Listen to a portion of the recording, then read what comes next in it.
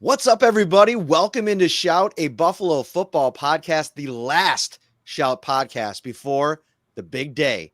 The NFL draft is finally here. We are literally 24 hours away from the start of this bad boy. Does it start at 7 or 8, actually? That's a good question. I think it starts at 8.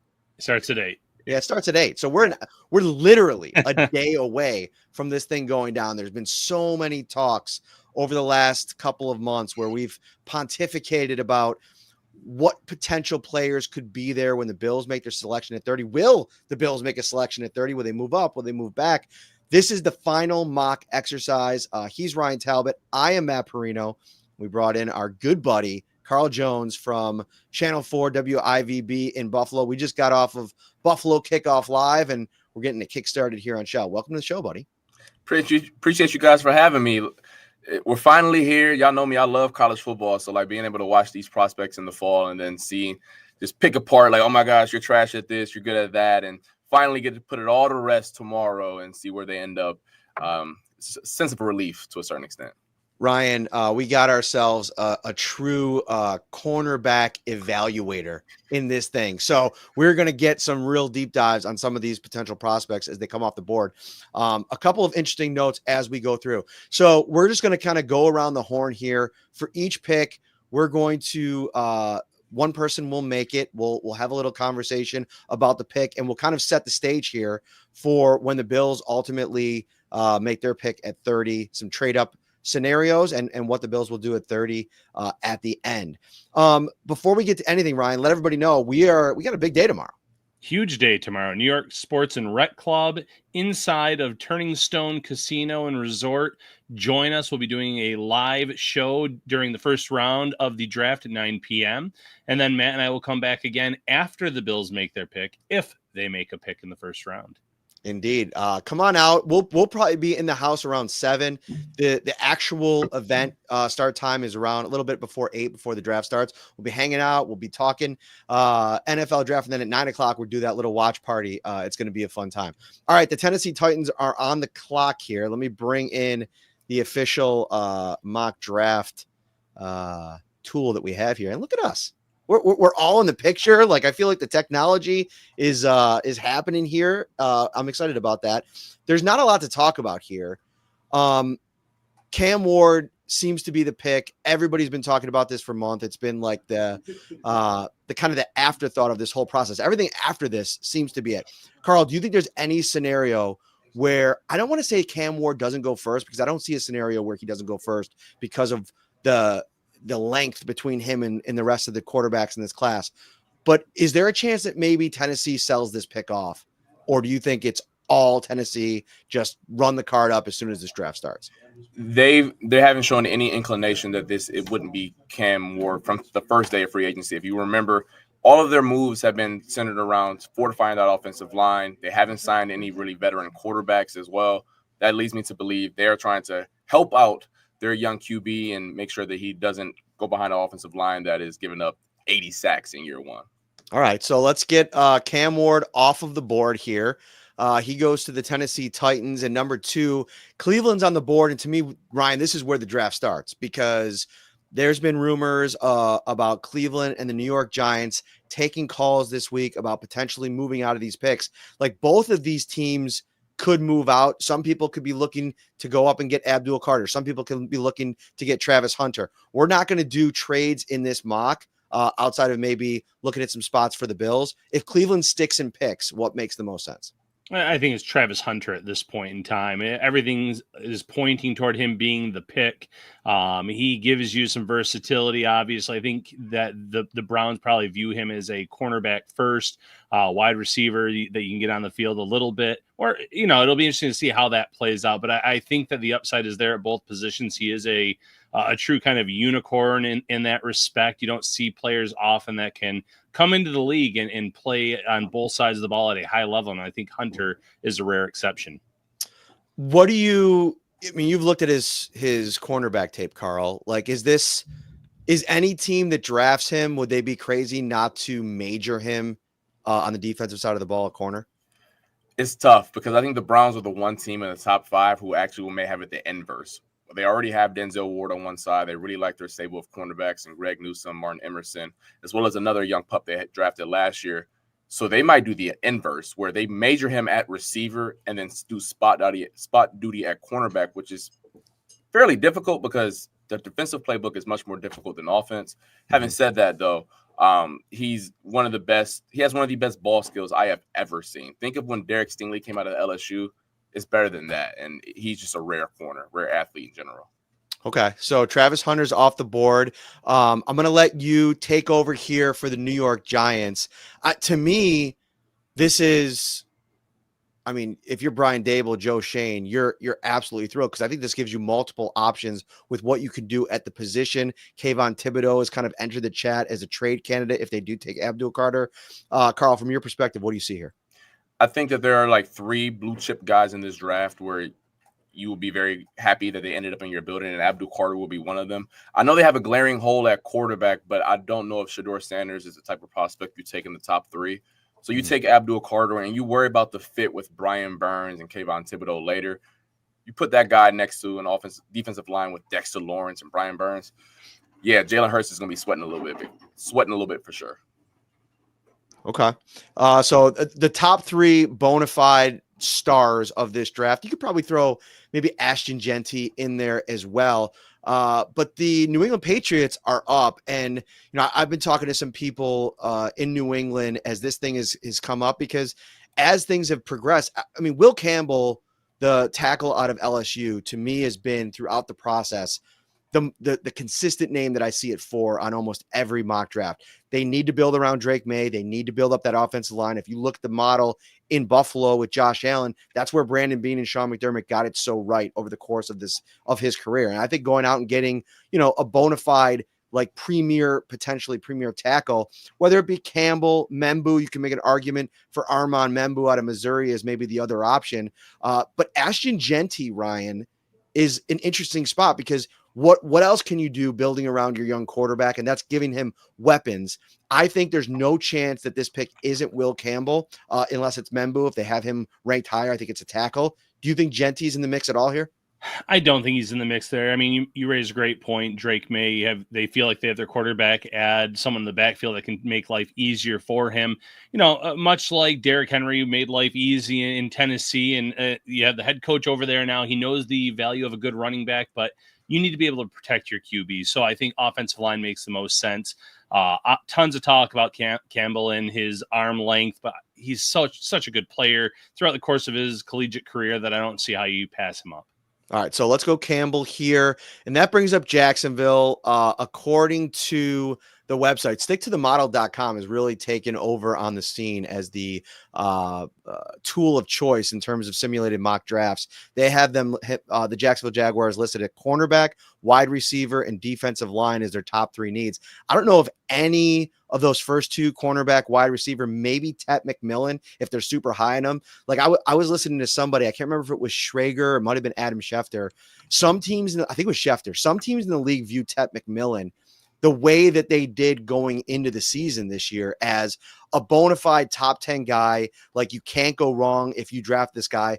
But listen, Jacksonville took Brian Thomas Jr. last year, Carl. I don't know if they need to reach on a wide receiver at this spot, even if the best receiver in the draft is available at this spot. I still think there are other needs. I'm going to bring up the cornerback question. I don't know if there's a cornerback that now on the board you're willing to take this high. Maybe 6 months ago, Will Johnson out of Michigan would have been in the conversation, but there's some injury concerns there now. So what do you think when you look at this board for Jacksonville? If you would have asked me this same question 24 hours ago, I would have said Mason Graham, hit the green button and don't think about it.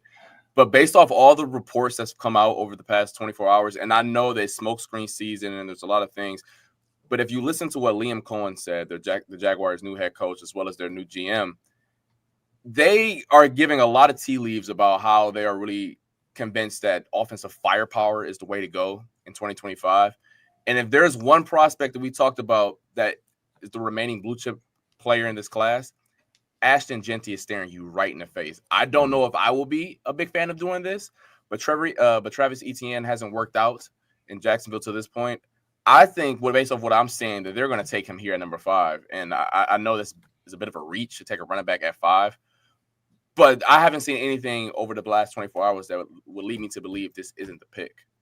What's the ceiling? And both of you guys can chime in on this. Like, what's the ceiling for Genty in terms of NFL production? Like, I think of the running back that I use. I mean, you could probably throw Bijan Robinson in there. He was a top of the line pick. I can't remember. I think it was maybe 8 or 9 to Atlanta a couple of years ago. But I really think about, like, when you're talking top tier of the draft, I go back to like Saquon Barkley and the impact that he's had in the league during his time in New York. I think he was an elite level player. I don't think he had talent around him. And then you really saw what he could do last year in Philadelphia. Do you think that we're talking about that kind of ceiling for Ashton Genty, Ryan?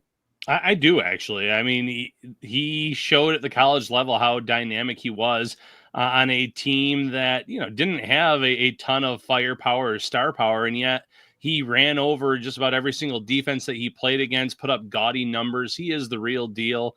As Carl said, in the last 24 hours, he has been the hot pick for Jacksonville. So I can see that being the case. Carl, what do you think? I'm right with Ryan on that one.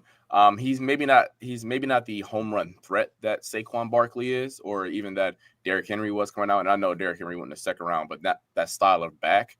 But Bijan Robinson was this type of player where he can win in between the tackles. He's a good pass catcher as well. Listen, if you want to help out Trevor Lawrence in terms of options, I think this would be one way to do it. So I really like the way that I've talked about this in the show a couple of times. Lance Zierlein does his yearly grading chart. Like if you go to NFL.com and you pull up a draft profile, you'll see a grade at the top of the page. And if you go to their prospect list, they're literally ranked by his grade. Saquon Barkley was a 7.45 out of 10 when he was coming out. Basically, the listing on that grade was perennial All-Pro, which, I mean, that lived up to the billing. Ashton Genty comes in at 7.15, which is a bit lower than Barkley, but there hasn't been somebody ranked as high in a draft, any single player, since the 2021 draft, and that was Trevor Lawrence, who got a 7.40. Kyle Pitts at 7.19. We're still waiting for that one to materialize. But I think if you go Genty here in this draft at 5, if you're the Jacksonville Jaguars, there's an argument to be made that it's worth it because he might be the best player, end up being the best player that comes out of this draft. We'll see. So let's go Genty here. And that brings up Las Vegas on the board here. Obviously, quarterback could be in play. They have needs on both sides of the roster. Ryan, I'll go to you. What do you think for the Raiders? I'm going to go with Membu. The new GM over there with the Raiders came from Tampa Bay. He knows the importance of building up the offensive line from his time there. Tristan Wirfs being one of his picks. You bolster the offensive line, you work around that. I like that pick there. What do you think, Carl? I like it as well. I know that some people want to like maybe go defense here, or this would have been an Ashton Genty pick, so you go to another playmaker on offense. I think Pete Carroll wants to solidify the trenches out there in the desert. I think the one thing I will say, listen, Las Vegas it's not Hollywood, but it's a massive market. They're always in search of stars. Mark Davis probably wants to kind of put somebody in at quarterback that's going to be a superstar. And listen, for all the flack he gets, Shedeur Sanders has star-like qualities, right? Like, I mean, he's got that personality. He's got a bit of a swagger. If they are high on him, I wouldn't rule out the Raiders taking him at 6. And I think the real smoke screen potentially here is that they haven't been linked to Shedeur throughout this whole process, despite it being the Raiders, despite for months there being a lot of potential trying to marry Deion Sanders to coaching in Las Vegas. It wouldn't shock me if they take Shedeur Sanders here after all of the bluster and all of this. Would that shock you guys? Nothing would shock me at this point anymore with the draft. And, we talked months ago, Matt, where I told you that I thought Sanders was going to go in the second round. And that's when he was being hyped up as like the second overall pick. And now lo and behold, we're here one night before the draft. You're starting to see him falling to 21. Some people saying out of the first round. But if he also went in the top 10, I wouldn't be stunned. It's just the way this league operates. There's always a few surprise picks. And like you said, the star power would be there. Would not be surprised one iota. I saw Michael Penix get drafted in the top 10 last year after Kirk Cousins signed for 180 M's. Nothing's off the table. All right, so up here, both tackles are off of the board, and who knows?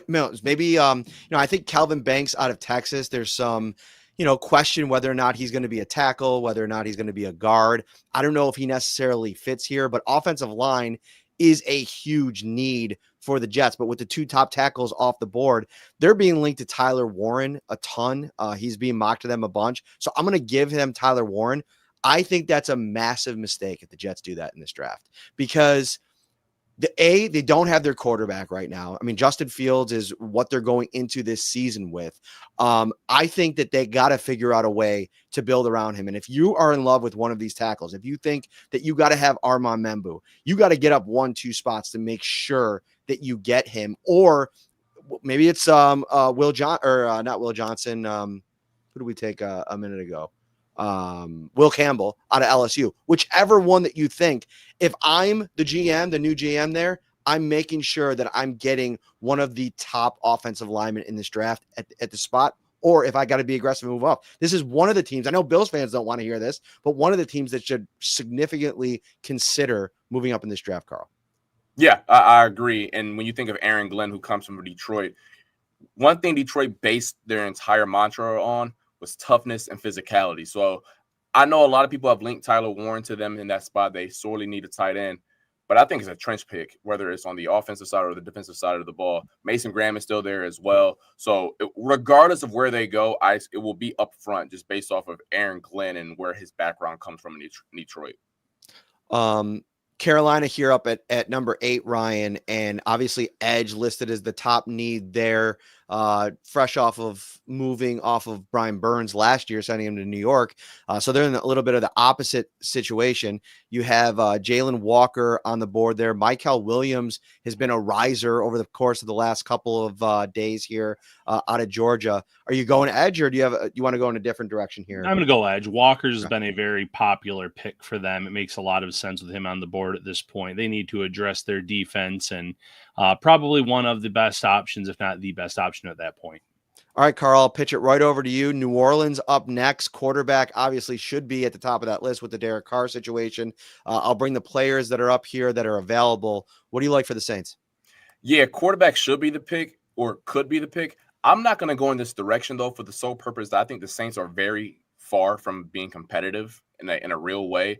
So I'm not going to throw Shedeur Sanders or any prospect into a situation where he's not going to be in a good development, in a good situation to grow. Mm-hmm. So I think this is where you go back to the trenches. If you're Kellen Moore, you tell Spencer Rattler, or maybe if Derek Carr is actually healthy, you go look at Mason Graham, who is staring you right in the face here, and say, hey, man, we just need to improve our team. And if we're still in the top 10 again, then maybe we trade up and get our guy next year. But I don't feel like it's a good situation to throw Shedeur Sanders, or any player for that matter, young pup, into that situation and expect him to thrive.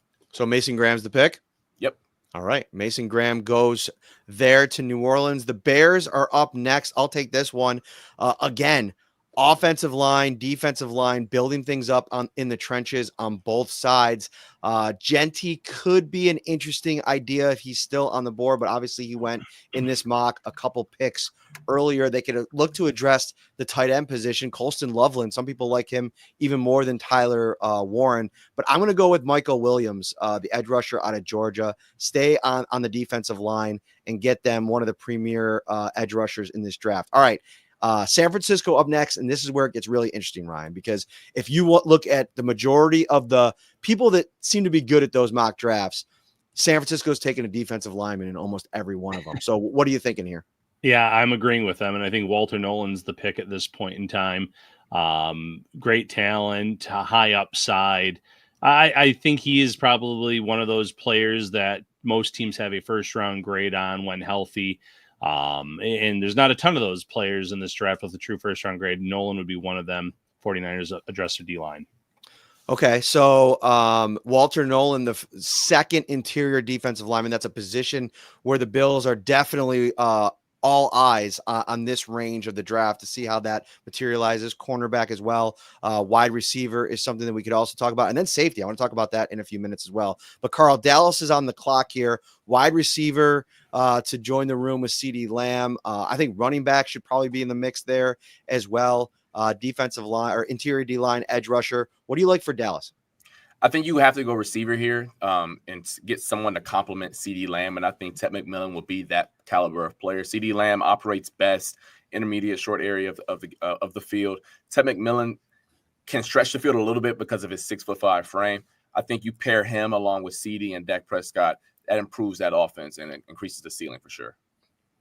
Okay, so now that's like the first wide receiver, depending on how you look at Travis Hunter off the board. And I think that's one of the things that Brandon Beane's going to be looking at and his scouting staff as this draft goes along, Ryan, is, okay, when is the run going to start at certain positions? Wide receiver, probably not as much as defensive line, edge, defensive tackle, and cornerback, but all the same. I mean, if Matthew Golden is somebody that they have super highly rated on their board and he falls somewhere in the 20s, now you're maybe thinking about, like, depending on if you're depleted at defensive line, maybe the cornerback that you really had a first round grade on is gone. Now you start to consider pivoting to another spot. I know it might not be as high on the list of needs, but that's something that they can maybe consider, Ryan. No, 100%. It's something they'll have to consider. And you know, we've talked about this. There's not a ton of players with true first round grades in this draft, and who's going to be available late is going to, you know, make that decision much easier for teams drafting late, such as the Bills. It is very late in the process, so getting all these beat reporters to kind of jump on for their team's pick was probably too big of an ask. But I did talk to our good buddy Marcel Louis-Jacques today about the needs in Miami, because it seems like from the outside looking in, there's a lot of them. And so I said, what's the number one need? And he wrote one long word, no spaces, all one word: cornerback, defensive tackle, all one word. Big. And so they can go in either direction here. Listen, I think had this mock draft happened 2 weeks ago, Will Johnson out of Michigan, he's sticking out on the board, right?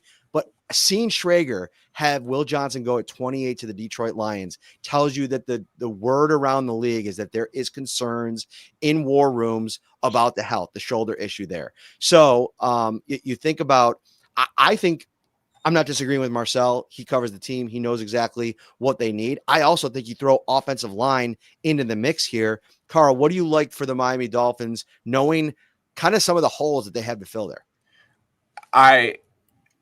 You know, as a cornerback, I would love to send Jedi Barron down there to Miami, right? Like this, but you're 100% right. Their left tackle, Teron Armstead, just retired. Kelvin Banks is staring you right there in the face. I think you draft him there. And listen, if he is not good at tackle, you can move him on inside. But they just need quality offensive linemen in general. They're too much of a finesse team in my eyes, and I think Kelvin Banks can help out with that a little bit. That's such an important point, Ryan. And I feel like Bills fans watching don't want the Miami Dolphins to embrace that, because, like, I think sometimes you get yourself, these teams get themselves into trouble thinking, well, I got to position them into this specific spot, and if it's not going to fit like a glove into that spot, it doesn't work for us. Well, I think you got to be willing to kind of move things around a little bit, right? Like Deion Dawkins started his career as a guard. They moved him out to, I think he'd spent a little time at right tackle, if I remember correctly. And then when Cordy Glenn got hurt, they moved him over to left tackle. And then even at times they were talking about putting him at guard. Like sometimes you just got to take good football players and figure it out later on. All right, next up, Indianapolis trade candidate. They really need a tight end. That's been the position that people have been linking them to. Colston Loveland on the board. What do you think? Sorry, just stole your thunder. No, absolutely. Hit the draft button. They want a dynamic tight end by all accounts, and he is by far the best option for them at this point. So they go tight end. All right, Carl. Atlanta on the board. Edge rusher, interior offensive line, interior defensive line. So really back in the trenches. What do you like here for the Atlanta? Go right to edge. Don't even think about it. The Falcons have had one of the worst pass rushes over the past 20 years, and there is no exaggeration. I think they have the least amount of sacks over that time span of any team in football. Go ahead and send Mike Green down to the Big A. I know there are some off the field concerns with him that are very valid, but I think based off all accounts, the Falcons are one of the teams that will be comfortable taking him at that spot.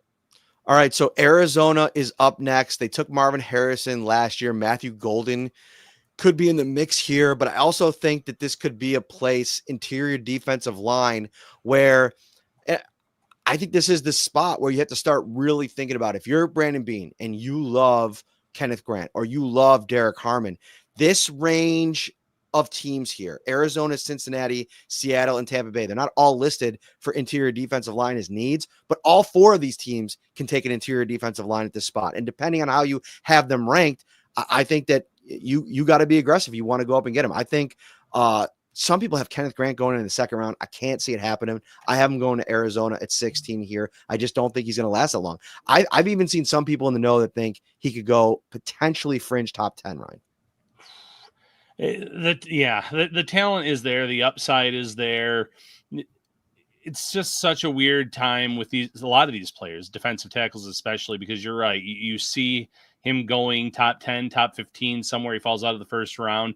It really does show you that there's a lot of these draft analysts that don't necessarily have a pulse for what teams are going to do this year based on the needs that they have. And then the fact that a lot of them are saying the players that you can get around 15 are the same quality as the guys you're going to get at 30, 35.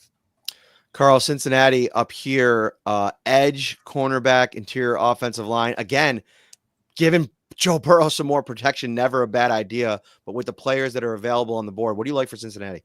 I think they're going to have to go to the trenches. Their defense last year was not pleasant, and that's just being respectful. I think that's the best way I can put that without getting anybody in trouble here. I think that you look at Derek Harmon, a player like here, right here, you slide him next to a Trey Hendrickson, and hopefully some of his pass rush juice that existed at Oregon would translate to the next level. Derek Harmon, who was the interior defense? Was Dalvin Tomlinson in Cleveland for a minute? He was, yes. Yeah. Okay. Or in Cincinnati? He was in Cleveland. Who was the big interior defensive? No, it was DJ Reader was in Cincinnati. He might still be there actually. But like when they first got him, he was a force in there. And I think that they missed that presence. And I think to your point, Derek Harmon could definitely be that for them. Ryan, Seattle up next here. We're getting there. We're almost to pick number 20.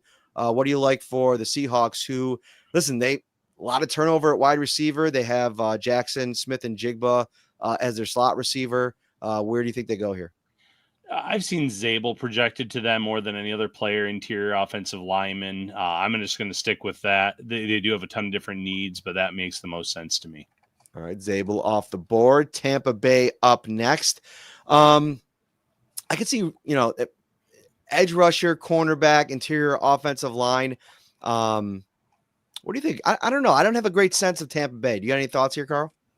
Yeah, I know a lot of people will say, hey, just throw another receiver there. Mike Evans is getting a little long in the tooth. My man, Chris Godwin is coming off a severe injury. They don't know how that's going to work out. I just see a player like Jahad Campbell and see that he is very flexible. And I remember what Todd Bowles did in the Super Bowl run, having Levante David right next to Devin White and all the funky stuff they did. I think he's salivating seeing a player like that. All right. I like it. And Jahad Campbell, if not for some of the injury stuff, he would have probably been a top 10 pick from everything that I've heard. And there's excitement about him as a pass rusher, obviously standing up as a linebacker. So I think great value there for Tampa Bay at 19. Denver, everybody wants to slam home the running back here, right? But this is such a deep class, and Denver comes around and picks at a really good spot in the second round to be able to get a running back. So unless you just think that Hampton is special and you got to have him, and I could see, listen, for a guy in Sean Payton who had Alvin Kamara all those years, it would make sense to go out and get your fresh workhorse, and running back was an issue for them last year. And I've seen it mocked so many times, I'm going to do it, but I could also see them going a different way. Like if somehow one of those tight ends hangs around, I could see them going that way, or one of these edge rushers, at this point in the draft, Shamar Stewart and James Pierce, and who's the next edge? Donovan Izaraku. All these guys are like, you're projecting, right? Like you're banking on some measurables, some figuring out what they could be at the next level. I don't think they're as much as of sure things. So I'm going to go with Omarion Hampton here to Denver. Ryan, you are up next. You're going to take Pittsburgh. And man, for Bills fans, I really think 21 is where you really got to turn everything off and dial in. Yeah, I could see Pittsburgh being a team that wants to trade back, absolutely. But if they do stay there, Shedeur Sanders, this would be a good landing spot for him in the draft. You in on Shedeur to the yellow towels there, Ryan or Carl? I think that would be a good fit for them. They need something going forward, something for the future, and he will provide that in a system that I think will be conducive for a young player. Before I do agree, by the way, that 21 is where the run begins for Bills fans in terms of defensive prospects. Yeah. The Steelers need help on that side of the ball. So do the Chargers, Vikings. All of those teams could use some help. So if you're the Bills and you like someone on the board, I think the Broncos, you start calling and say, "Hey, big head, y'all trying to make a deal?" So the Chargers are up next. We'll get to that pick in a second. But the next two teams are really interesting because if you are all in on cornerback in this draft and you want the Bills to get, the way the draft is played out, like you are going to have your pick at this point at 22. Like if you want to get up 8 spots at the guy that you might really have a true first round grade on, somebody that you think can complement Christian Benford. And I'm going to ask you, Carl, like you look at this list, Will Johnson, you have probably throw in Hairston in there. Some people are higher on him than others. And then Jedi Barron out of Texas. What are the differences between, we could probably throw Trey Amos in as well. Some people think that he's going to go higher than expected also. Take those 4 guys. What are the differences in how you think they A, fit the scheme, and B, complement what Christian Benford is on the other side?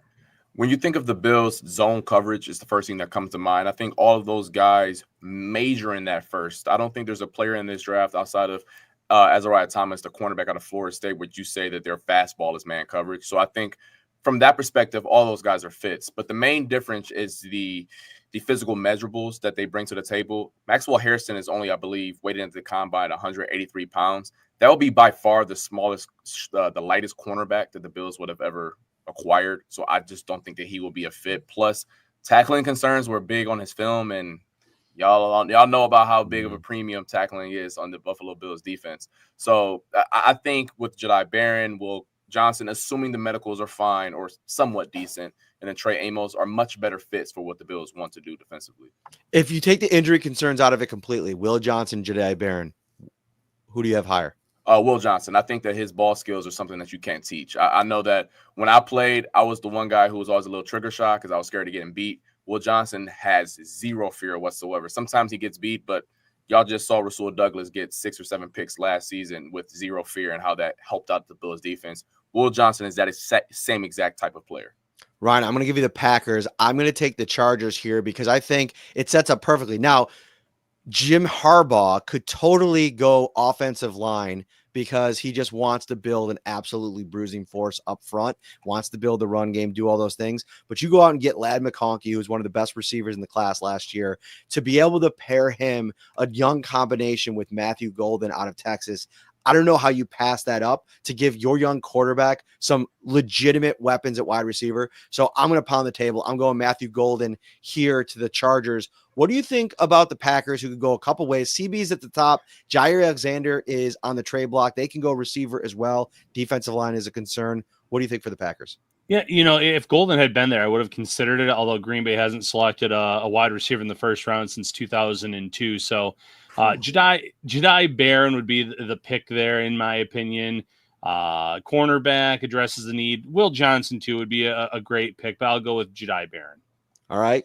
Carl, next up here, you got the Minnesota Vikings defense. Do they give Brian Flores another toy? The safeties, I mean, Nick Amanawari and Malachi Starks both could be in play here. Cornerback as well, depending on if they really like Will Johnson or Hairston or any of them. What do you think here for Minnesota? When you think of Brian Flores at Minnesota, it's a lot of funky stuff on the back end, right? Where you got players lining up in the A-gap, shooting out all the way out the cornerback, right? But you're only allowed to do that if the guys up front take up space. And I think that's where if Kenneth Grant is still on the board staring you in the face, which I believe he is, correct? No, he's gone. He's gone? Cool. Yeah, I took him to Arizona. That's my bad. So then you know what? We're going to go get the safety that allows you to do some of that freaky stuff in Malachi Stark. So I think that this is where he comes off the board and you can do some really cool stuff and learn from Harrison Smith while he's still there in Minnesota for a year or two left. And do some cool stuff with Brian Flores. All right, let's ping pong this around. We'll start with you, Ryan. Malachi Starks has been the talk of Bills social media over the last 24 hours. He's been mocked to the Bills by 3 pretty trusted mock drafters. I mean, you think about Peter Schrager every year. He's had some really Good big time hitters over the years. Dane Brugler, one of the best draft guys in the business. He mocked Malachi Starks a week ago. And then Benjamin Albright out in Colorado. He's very plugged in as well. He goes Starks to the Bills at 30. What would you think about Starks, whether it be a trade up, landing him at 30, the safety position? Give me some of your thoughts, and then we'll go to Carl. If it's at 30, I would understand it because it goes back to what Brandon Beane says. He's going for best player available. I think Starks is one of those, dozen players in this draft class, 15, however many people have on their draft board, that probably has a first round grade. If you're sitting at 30, I don't know if there would be another position, so to speak, where there'd be another player with a first round grade that you had sitting there necessarily. So that's why it does make sense to me. Now, is safety as much of a need as one tech, cornerback, edge rusher? Absolutely not. I would even put wide receiver in front of safety as a need for the Bills before that. But if he's truly going BPA and a player with a first round grade at pick 30 falls into your lap, how do you not go with Starks? I feel the same exact way. I think if the board falls how it's doing so far, with assuming, let's just play the scenario where Will Johnson has a huge red flag and he's off their board medically. Because if he's on the board, I would not be okay with them taking Starks over him. But assuming Will Johnson's out of the picture, all three defensive tackles are off the board by this point. I'm not really the biggest fan of the edge class anyways. I will feel fine taking Malachi Starks here and saying, you know what? He's the best player available. He's probably, in my opinion, one of the best 10 or 12 players in the draft. You get players like that in the building and then worry about, oh my gosh, how are we going to put him and Taylor Rapp and Cole Bishop on the field? You do that later. Yeah, that's to me the biggest piece of the Starks conversation that needs to be addressed. You're not worried unless you have all pro guys at a position. That's the only time I'm really worrying about messing with the kind of feng shui of a room, right? Like Taylor Rapp is a journeyman type player, right? He's really good. I think he's got higher ceiling than a lot of people around the NFL even probably know about. But he left after starting 50 games for the Rams. I think a lot of people, when he first got here, didn't really know who Taylor Rapp was, right? He's had some good games, some good moments, struggles to stay on the field. Cole Bishop is a very much an unknown. DeMar Hamlin was brought back, and you heard the groans across Western New York. So I think safety, if they choose to address that position, makes a lot of sense. And if you get one of the best, if not the best in the draft, I think I'd be into that. Another question, let's ping pong around. Ryan, you put up this story, a couple of insiders talking about the Bills potentially zeroing in on a linebacker in this draft. It was eye-popping. UCLA linebacker Carson Schwessinger. I mean, at 30 specifically, I guess, let's start with Ryan and go to Carl. Linebacker would be absolutely wild. Yeah, I'm not buying it. I love the way he plays. He's drawn comparisons to Kiko Alonso.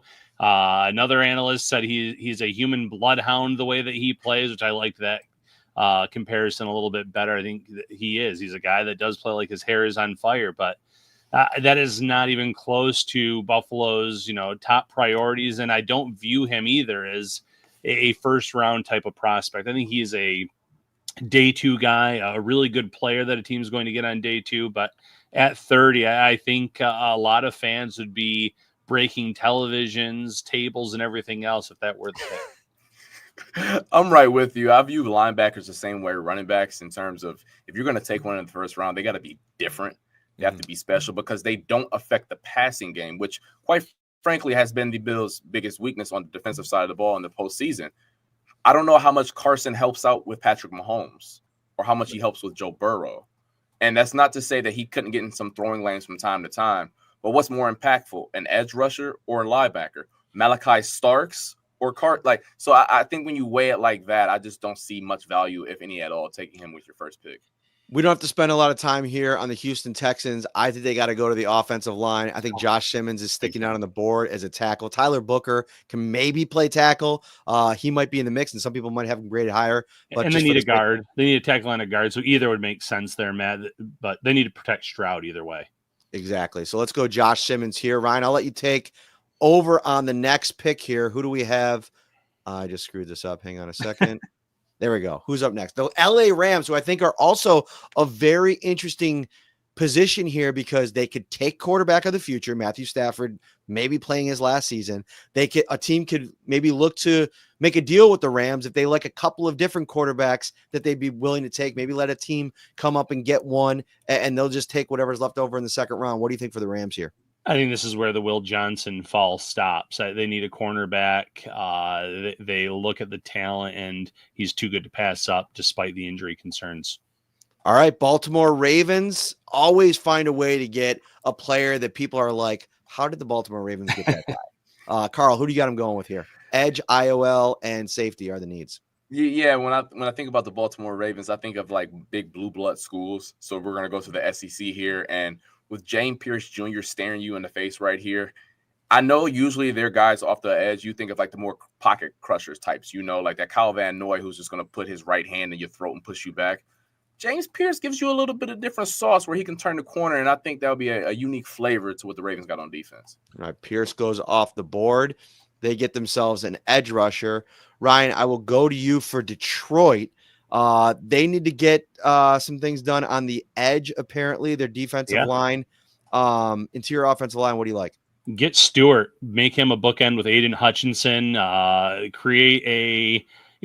if the athleticism comes to fruition because the production wasn't there, you will have a very scary combination off the edge. It's a big question mark, but they probably love the athleticism.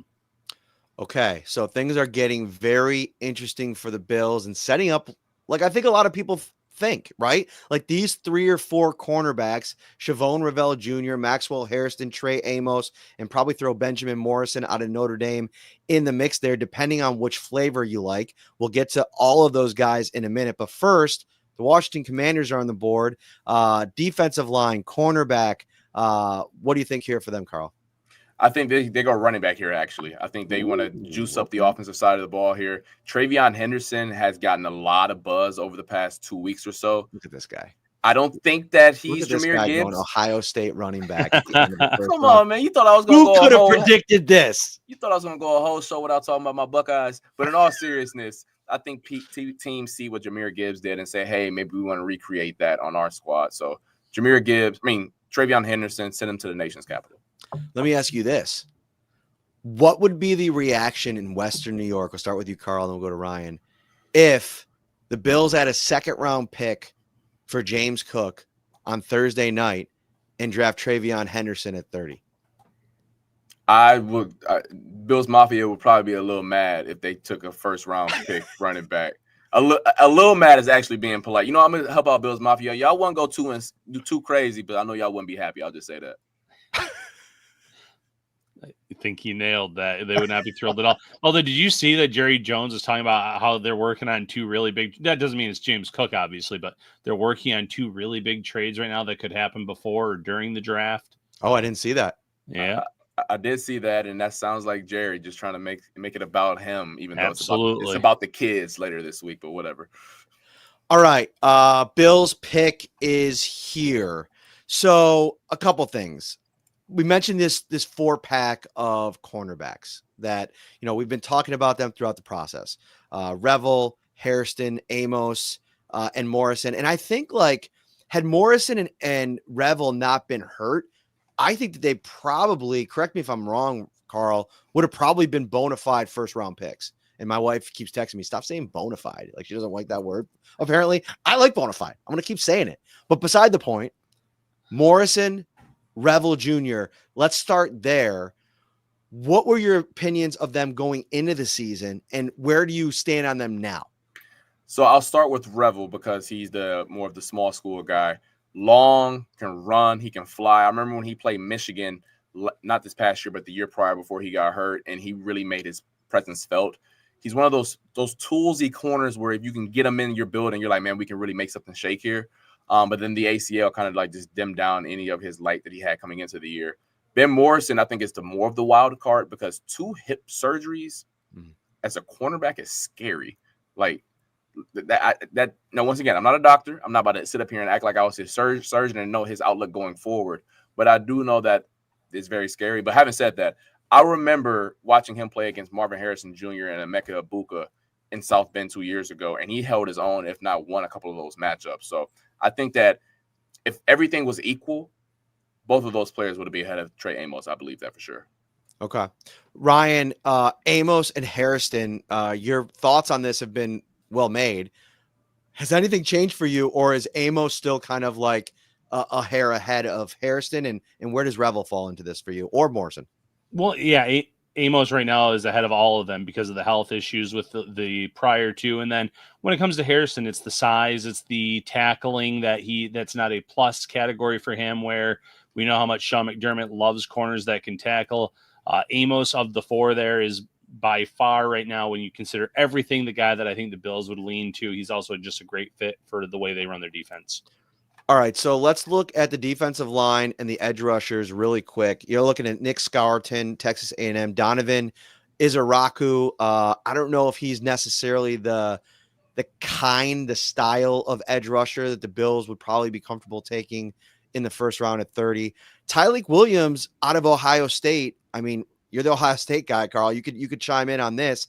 Is this too high for what you think his potential ceiling can be in the NFL? Is there pass rush juice there? Because if there's any hope for pass rush, to me, what he offers at that size profile and the athleticism, I wouldn't be against that pick at 30. I wouldn't be against it, but you would really, really be banking on the fact that he didn't show a lot of juice in Columbus. Now, having said that, a personal anecdote, I remember playing against Clemson in 2017 where they had Dexter Lawrence and Christian Wilkins. Christian Wilkins went higher in the draft because he had the perceived better pass rush juice. Well, 6 years later, Dexter Lawrence was actually a player that had better pass rush juice. I am not saying that this will happen with Kenneth Grant or Tyleik Williams, but sometimes it does work out in your favor when you take some of these guys who show some promise. Me personally, I would much rather gain some capital if you were to take Tyleik Williams. So if you were to trade back and if one of those quarterback needy teams wanted to get into the first round, you'd take it that way. But I would not feel comfortable taking him at 30 because if he doesn't pop as a pass rusher, you basically got a player who doesn't help you against Patrick Mahomes. A couple first round ish receivers here in Emeka Egbuka and Luther Burden, Ryan. Do either of them interest you? I know Egbuka is more of a slot receiver. You have Khalil Shakir on the roster as well. That probably eliminates him. But Burden, consideration, if the board falls the way that it does now, I think a trade back is very much likely. If you stick and pick, do you like the corner over a potential playmaker? Still like the corner over the playmaker, but I am a big fan of Luther Burden III. I think that he can end up being a very, very good wide receiver in this league. It's funny because entering this season, I think he was projected pretty high as a first round type of prospect, and he's kind of fallen off a bit. But of the two, I think that they would have very close grades, and then you would kind of lean toward what's the bigger need, and it's definitely cornerback. Carl, remember if you were listening to Brandon yesterday, he talked about like planning for the future at the same time in a draft. I don't know if a first round pick is a pick that you're necessarily making for 2026, but David Edwards has been great for the Bills, right? At left guard. Like, he came in last year, really helped stabilize things. Then they moved on from Mitch Morse. Connor McGovern moved over, was great. You look at a player like Tyler Booker, and this is a little bit off the wall because it's not a need in the slightest, but it might be a need in 2026. Is that something? How do you like navigate that conversation when you maybe don't love the board? Nobody's like absolutely sticking out. Maybe at safety, Nick Emanawari, although I've not seen him linked to the Bills at all, although he's this athletic freak. Some people have compared him to Kyle Hamilton. I'll let you chime in on that as well. But what do you think about a Tyler Booker here, which would be, you'd have a lot of Bills fans really upset because it doesn't necessarily impact 2025. I will start with Emanawari. He is not Kyle Hamilton. Kyle Hamilton has some of the best instincts I've ever seen coming out of college, and that's where I think the comparison stops. They're both tall. Yep, that's about it. Now, anyways, about taking Tyler Booker here as an interior offensive lineman, I wouldn't be a fan of that just based off of the fact they've done such a good job on the margins of developing or bringing in guys that play up to a certain standard. They had one of the best offensive lines last year with a player like David Edwards. Why not maybe extend Alec Anderson after the season if you want to go that route and get a cheaper guy, or if you want to bring in, you also drafted Cedric Van Pran Granger the year prior as well. I would much rather go that route instead of using premium capital at left guard or right guard. Mm-hmm. One of our regulars here in the comments, Scott Moranto, Yannick Ndakwe comp to Donovan Ezaraku, and he said that should be the pick no matter what. A little bit undersized. He projects a little bit more in a 3-4 front. And hearing Brandon talk about taking Javon Solomon last year, he said most years they wouldn't even consider that guy. Is Izaraku in the mix here for you, or just thinking the way the Bills do? What do you make of that? For the Bills, either of you. Oh, Ryan, you go ahead. Yeah, you. No, I think Ryan was like this, and then it was awkward. Well, it's not Carl's start, and I was like, okay, I'll just hold back. So go ahead, Carl. You go, then Ryan. Yeah, I just think the point you just made about him being undersized, I just don't see bringing him there, because then now you got two guys who are pass rush specialists in the room, and how does that really help round out the stuff? I think he's a good player, but fit matters in the NFL. Yeah, that's a perfect way of saying it. I just don't necessarily see that being the pick at 30. AFC National Scout told Lance Zierlein, good football player, not crazy explosive, but smart and productive. Some of his weaknesses: gets engulfed by size when blockers get into him, which I think I'd be worried about at the next level, especially going up against really elite tackles. And I worry about him, a player like that, who's probably going to have a little bit of an adjustment period. I mean, think about the last time the Bills took an undersized defensive lineman, Ed Oliver, right? There was a period of time there where he was struggling to really figure out the NFL game, how much bigger everybody was, everything like that. So for me, it's not the pick. If it is, and he ends up being this absolute blazer, I'm going to credit our good buddy Scott in the comment section. All right, so corner, most likely the pick here. I think just because of the level of talent that's available, or a trade back. So let's go around the horn. If it's not corner, you could go a different direction. What's the pick, Ryan? Yeah, Trey Amos in this scenario, if you're not trading back, is the pick for me. I already mentioned the fit, the health or lack of health issues that you have with his game. He just makes the most sense to me. The Bills have done their due diligence on him. He came in for a 30 visit. They talked to him at the combine. They've done their homework on him. He's as clean of a prospect as there is. I'm likewise with Ryan. I think Trey Amos would be the pick here. The Bills haven't gone after players with injury concerns, limiting their first year. I know Dawson Kincaid had a bad back in the pre-draft process, but it didn't limit his rookie campaign. I don't see them bucking that trend this time around, taking Savon Revel or Benjamin Morrison. Charles G., one of our other regulars on YouTube, makes a great point. You can look at JT Tuamalu in the second round out of Ohio State, or Oladipo out of UCLA. Ryan, the Bills correct me if I'm wrong, they brought him in on a visit, correct? Yeah, the latter of the two, from UCLA. Yeah, he was in on a visit as well. They've looked at a lot of guys that are going to be in that round 2, round 3 range at the edge rusher position. So definitely something to keep in mind. Landon Jackson as well, which I believe he's still on the board too, that you could go for if you want to go edge rusher in second round. Mm-hmm. The thing I like about Revel, I know he's coming off the injury, but I think you've given yourself some cushion to wait for a guy like this with the potential upside that he provides. I mean, the athleticism is off the charts, the size that I think that you really like, the explosiveness, the ability to be physical, potentially not that Trey Amos won't be, but just playing devil's advocate. I'm not going to buck the trend either and go away from Trey Amos. If that's who Carl says the Bills should take, I'm right there with you. I like what you're selling there. All right. So let's just say they go cornerback. Let's look to day 2 real briefly before we get out of here. What should be the priority? Do you let the board fall to you with the 2 picks that you have late in the second round, or are you getting up with one of those to try to get either an edge rusher early second round, defensive tackle? What's the priority if you have one? Ryan, let's start with you and we'll go to Carl.